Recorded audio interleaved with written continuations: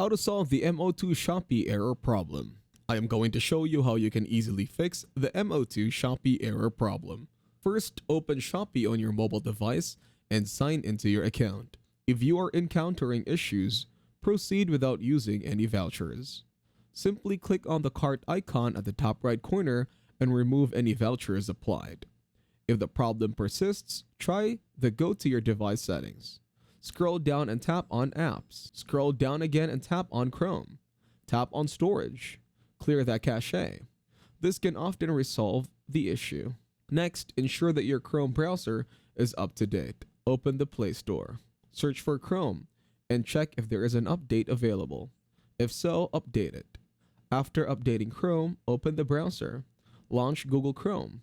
Search for SHOPPEE support to access the SHOPPEE Help Center. If you're still experiencing issues after these steps, contact SHOPPEE support directly. Explain your problem clearly so they can assist you further.